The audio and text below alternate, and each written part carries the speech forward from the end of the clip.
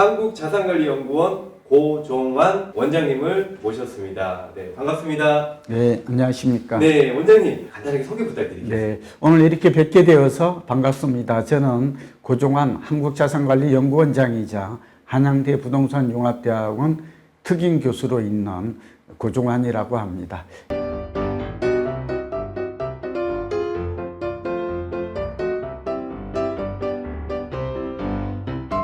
이렇게 찾아뵙게 되어서 기쁩니다.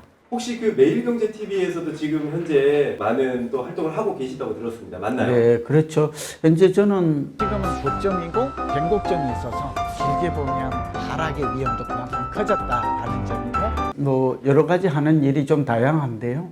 우선 그 칼럼을 쓰고 있습니다. 이제 조선일보, 매일경제, 국민일보, 금융신문 이렇게 또 그 외에도 이제 칼럼을 주로 쓰고 있고, 이제 본업은 역시 대학원에서 석박사 과정, 한양대를 비롯해서 한 두 군데 정도 또 강의를 주로 하고 있습니다. 그리고 연구활동, 그러니까 가르치고 연구하는 게 저의 본업이라고 할 수 있겠습니다. 제가 일부러 이제 혹시나 공부를 깊이 있게 광범위하게 하고 싶은 분들을 위해서 책을 좀 일부러 첫 시간이니까 가지고 나왔는데요. 저는 이제 글 쓰고 방송하고 강의하고 그리고 연구하고 그리고 또 프로테크도 하죠. 살집 팔집이라는, 그러니까 이제 아파트의 투자 가치를 분석하고 가격을 예측하는 모델을 국내 최초, 세계 최초로 특허를 창안해서 취득을 했습니다. 그리고 리얼티고라고 해서 이제 오늘의 주제죠. 그러니까 빌딩 투자하는 사람들을 위해서 상권을 분석하고 적정한 시세를 산출하고 또 미래 가치, 가격이 오를지 내릴지를 예측하고 그리고 이제 피저빌리티, 그러니까 이제 투자의 타당성을 종합적으로 하는 이런 지금 프로테크 업무도 정부로부터 돈을 싹 받아가지고 지금 하고 있죠. 그리고 이제 방송은 고종환의 살집 팔집 매일경제TV에서 매주 금요일 오후 7시에서 8시에서 이제 진정한 부자가 되기 위해서는 이제 빌딩에 대한, 우리가 꼬마 빌딩이란 말 많이 하죠. 여기에 관심을 갖는, 그러니까 꼬마 빌딩, 상가 건물, 뭐 상가주택, 토지 이런 것도 좀 관심을 가질 필요가 있다 하는 측면에서 오늘 제가 출연하게 되었습니다.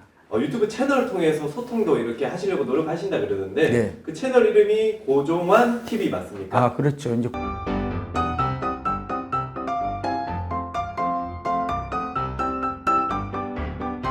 고종환 TV도 있는데요. 마침 이제 첫 시간이니까 제가 이제 여기 빌딩 탑을 통해서도 이제 월 1회 정도 찾아뵈려고 계획을 하고 있고요. 어쨌든 고종환 TV가 있으니까 또 아까 말씀드린 대로 매일경제, 또 TV에서 매주 금요일 7시에 찾아뵙고 또 빌딩 탑에도 여러분 이제 한 달에 한 번 정도는 찾아뵐 계획이 있으니까 관심과 사랑을 부탁드립니다. 우리는 이제 부동산이고 또 하나는 부동산 자산 관리가 저의 이제 전공 분야다. 관심 영역이다라고 볼 수가 있는데, 요 첫 번째 시간이니까 꼭 이 방송을 보시는 분들은 그러니까 기초가 튼튼해야 우리가 잘 지을 수 있잖아요. 오늘 필수 지식 얘기 첫 번째 이제 얘기를 좀 드리죠.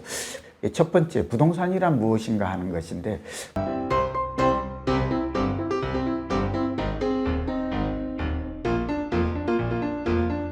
부동산이란 토지와 건물로 구성되어 있으며 지역성, 위치성, 입지성, 입지 아시죠? 로케이션. 부동산의 그 실체적 개념을 이해하는 게 가장 중요하죠. 그래서 첫 시간에 이 말씀을 꼭 강조하고 싶은데, 부동산은 토지와 건물인데 사실 아파트나 빌딩 공통점이 있어요. 땅 위에 높은 용적률로 건축물을 짓는 것. 주택은 이제 주거 공간이라고 그러죠. 또 우리가 빌딩은 업무 공간이라고 하죠. 토지는 영원 불멸해요. 영속성이 있는 반면에 건물은 감각이 삼각이 되죠. 그러니까 시간이 긴가하면 노후화되고, 노후화되면 감가상각되고, 감가상각되면 경제적 가치가 감소하고, 경제적 가치, 밸류죠. 밸류가 감소하면 시장 가격, 우리가 이제 매매 가격이 이제 소위 하락하게 되는 것이죠. 이 말씀 드리는 이유는 아파트 투자나 빌딩 투자나 공통점은 사실은 근본 가치는 토지에서 찾을 수 있다. 그리고 건물은 시간이 지나면 가치가 변동되는 것이다 라는 말씀을 꼭 드리고, 여기 이제 자산관리란, 자산관리 개념을 모르는 사람이 꽤 많아요. 그래서 이제 제가 살집 팔집 책에도 이 부분을 자산 관리의 개념, 입지의 개념을 좀 강조를 많이 해놓은 부분을 알 수가 있을 텐데, 첫째, 자산 관리는 애매하죠. 자산을 취득하고 보유 운영하고 이걸 처분하는, 그러니까 부동산을 매입해서 보유하고 처분하는 전 과정에 있어서 자산의 가치를 지속적으로 상승시키고 결국 포트폴리오의 재구성을 통해서 우리의 자산을 축적하는 게 가장 큰 목적이다. 좀 이해가 되셨죠? 그러니까 자산 관리란 굉장히 포괄적 개념이에요. 취득할 때, 그러니까 여기 중개도 들어가고 분양 대행도 중요하게 돼 있고 개발도 중요하고 리모델링도 중요하고 또 처분하고 또 갈아타기라고 그러죠. 요즘 같은 때가 이제 갈아타기 굉장히 좋은 시기죠.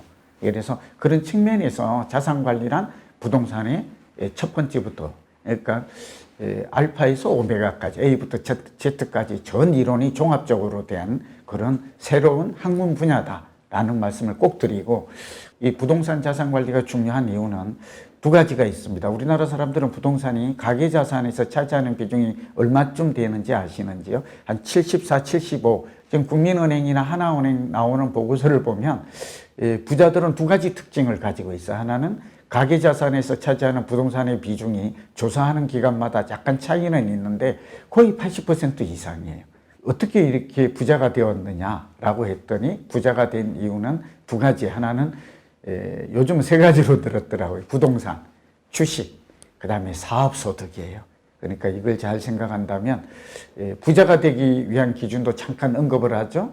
우리나라 부자의 기준은 현금이 10억 이상이고 총 순자산이 30억 이상이고, 이 평균 부자는 약 60억이 돼요. 찐 부자, 진짜 부자는 150억 정도의 순자산을 가져야 된다. 이제 그 목표를 향해서 우리가 지금 제가 여기 출연한 목적도 그렇고 우리 빌딩탑을 듣고 계시는 여러분들과 함께 저와 같이 찐 부자 이걸 달성하기 위해서 앞으로 열심히 좀 달려가 보고자 합니다.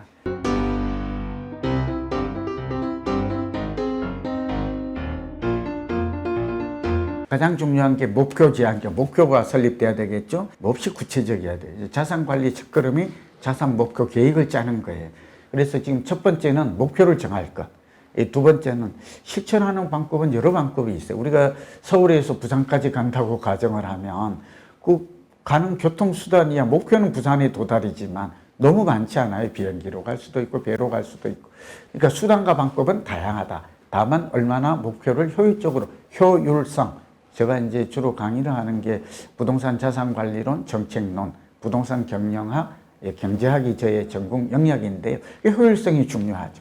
어떤 사람은 아파트를 통해서, 또 어떤 사람은 빌라나 오피스텔을 통해서, 또 어떤 이는 상가나, 제가 볼 때는 이제 상가 주택을 해서 하는 분들도 많이 계세요.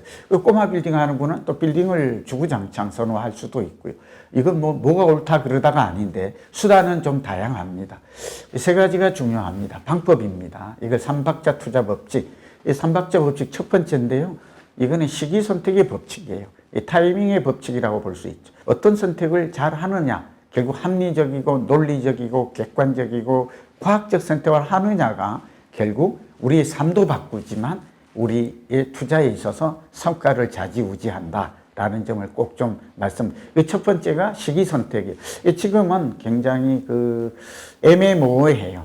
그러니까 또 하나를 알아둘 게 아파트가 지금 변하고 있죠. 서울의 강남, 강남 서초 송파가 지금 오르고 있고 지금 노도강이라고 그래서 MG가 많이 샀던 아파트도 바뀌고 있어요. 제가 이 말씀 드리는 이유는 두 가지예요. 하나는 주거용이 먼저 바뀌고 이어서 업무용과 상업용이 변화가 뒤따른다는 법칙이 있어요. 지금은 거래도 잘 안 되고 빌딩 거래도 이렇게 어두워 보이지만 결국 아파트가 바닥에서 잠실이 대표적이잖아요. 엘리트 아파트. 이런 것들이 살아난다면 결국은 빌딩도 조만간 다시 회복될 가능성은 있다. 두 번째는 그러니까 결국은 무릎에서 사서 어깨에서 팔을 한 대격언을 한번 생각해 볼 수 있고 저점 매수 고점 매도의 법칙이죠. 두 번째는 지역이 중요해. 이거는 좀 다음 시간에 할 텐데 물론 이제 시기 선택도 드릴 말씀이 굉장히 많아요. 강남이 살아난다는 것은 또 강북이 일부 살아난다는 것은 서울시장 전체의 흐름에 큰 변화는 아니지만 작은 변화가 단기적 변화는 시작되었다라는 신호다. 좀 이해되세요? 예, 이런 것들이 결국은 시간이 지나면 결국은 좀 긍정적 방향으로 온기가 도는 방향으로 되지 않을까 뭐 그런 기대를 좀 해봅니다. 단언은 할 수 없지만 두 번째는 아무래도 우리나라에서 가장 그 지역 선택이 중요한데 서울이에요. 서울 중에서도 세 군데가 주목해야 돼요. 광화문과 용산. 강남이 있죠. 강남은 강남, 서초, 송파. 이 다 아는 것이죠. 광화문과 용산은 역사문화 중심지역. 강남은 한류문화 중심지역.